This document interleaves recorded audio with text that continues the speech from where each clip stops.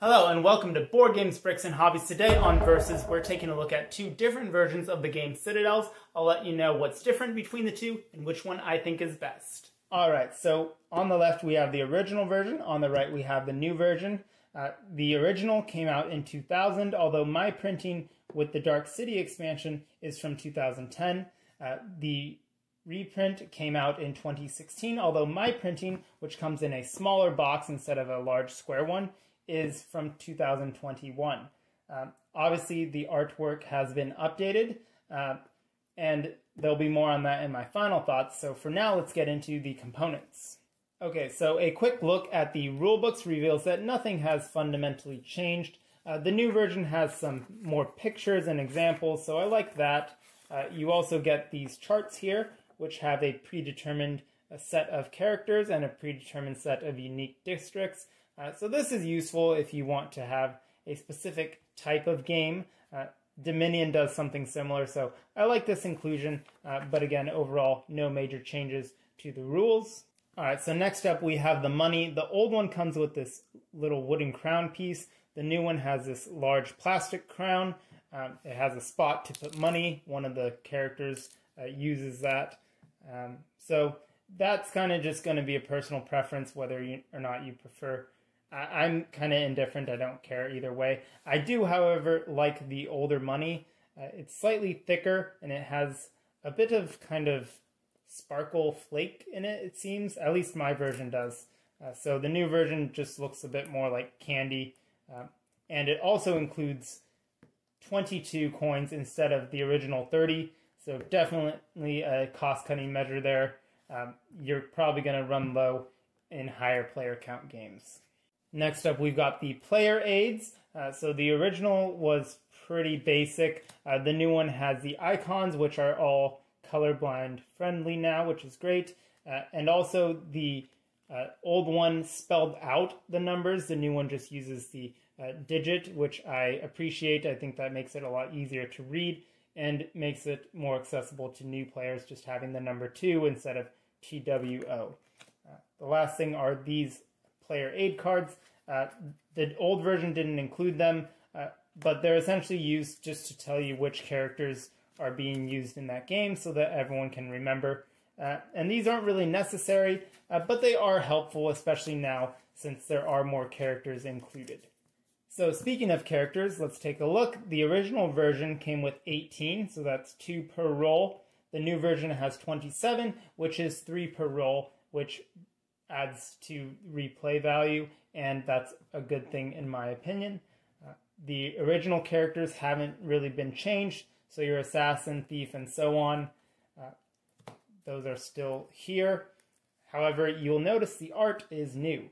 So I really like the new artwork. I also like that there's an increased amount of diversity in the character portrayals. The old version didn't really have that. And one might argue that this is more evocative of the Middle Ages and maybe it's more historically accurate, but this is a board game and I definitely prefer this new art. It's a lot better in my opinion. Now with the Dark City expansion characters, those are mostly unchanged again, aside from the art. However, the tax collector has been modified. So as you can see here, it is no longer a 2, it is a 9, and some of the characters have had changes to their wording, but this one in particular works differently, so that's why it has been changed. And then, of course, you get brand new characters, so they replace the tax collector in the number 2 spot with a different one, and then gave you new characters for each roll. Alright, so last but not least, we have the district cards. So you still get the original 54 cards here. These are the colored ones. Those haven't really changed. But as far as unique districts are concerned, the original came with just 26. The new version comes with 30, which is 4 more.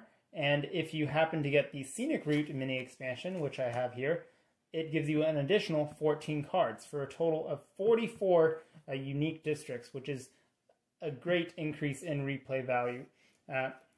Now, unfortunately, this is pretty hard to get. I would like to thank the fine folks at Buzz City Games for helping me out with all of this and including it in my order. They're not sponsoring this or anything. I just thought I'd give them a shout out. So let's take a look here. There are some cards that have been removed, and those are usually cards that have to do with a specific role, such as the graveyard and the hospital, and that's a definite improvement because these cards shouldn't have to require a specific role to play them. So that really opens things up.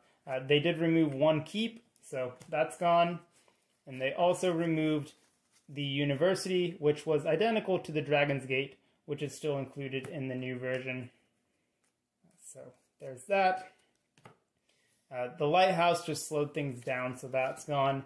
The bell tower sped things up, but since the new version ends at 7 districts, this was kind of redundant unless they change it to 6, and then I think that would have just made the game too short. There's that. The throne room let you gain gold when the crown moved around. I kind of like this one. I'm sad that it's not in the new one, but there's that. And the ballroom is actually a part of the Scenic Route expansion, strangely enough. And this one I do not like because, well, it requires people to say a specific thing. And that reminds me of Quelf, and I'm playing Citadels. I don't want to play Quelf. So there's that. And then these are the brand new districts just for this version. So these are all new district cards there.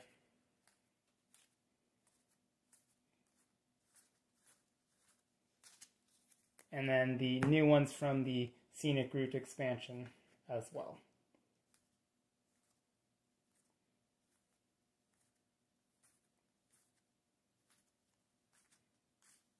All right, so let's go back up top and I'll give you my final thoughts.